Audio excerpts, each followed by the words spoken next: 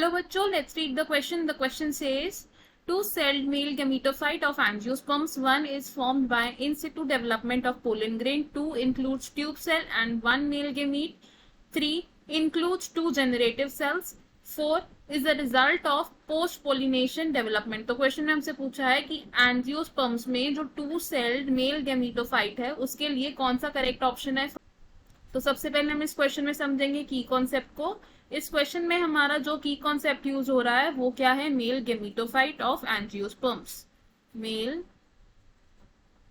Gametophyte of angiosperms.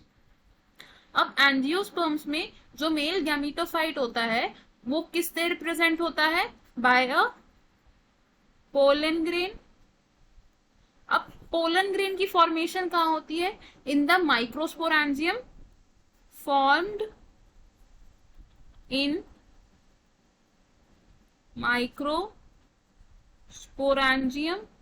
और male gametophyte की किस तरीके की डेवलपमेंट होती है in the microsporangium, in situ development होती है इसकी. तो इन सिटू डेवलपमेंट से मेल गैमेटोफाइट बनता है. अब अगर हम मेल गैमेटोफाइट यानी कि पोलन ग्रेन की बात करें, पोलन ग्रेन, तो pollen grain most of the angiosperms में शेड होता है एट टू सेल्ड स्टेज.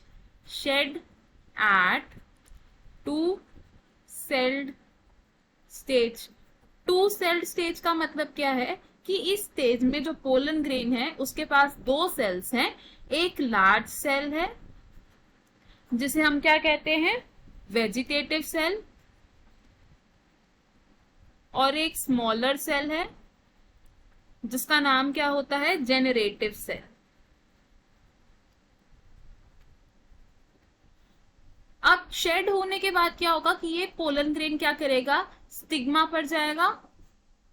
क्या करेगा, ये स्टिग्मा पर पहुंचेगा और स्टिग्मा अगर रिसेप्टिविटी शो करेगी तो क्या होगा, एक पोलन ट्यूब की डेवलपमेंट होगी, ट्यूब डेवलपमेंट. और उसके बाद क्या होगा, फर्टिलाइजेशन होगी.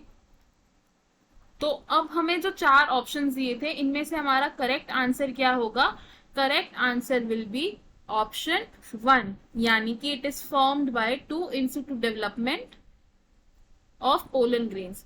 बाकी के ऑप्शंस क्यों इनकरेक्ट है, option 2 says includes tube cell and one male gamete. तो ये ऑप्शन रॉन्ग हो जाएगा क्योंकि टू सेल्ड मेल गैमेटोफाइट में एक ट्यूब सेल इंक्लूडेड नहीं होता है. ऑप्शन 3 से इंक्लूड्स टू जेनरेटिव सेल्स, तो ये ऑप्शन भी रॉन्ग हो जाएगा बिकॉज टू सेल स्टेज में क्या होता है, वन जेनरेटिव सेल होता है और वन वेजिटेटिव सेल होता है.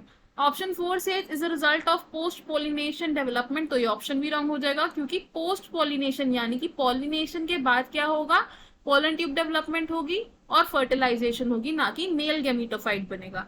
तो हमारा फाइनल आंसर है इस क्वेश्चन में option A. I hope you understood it well. All the best. Thank you.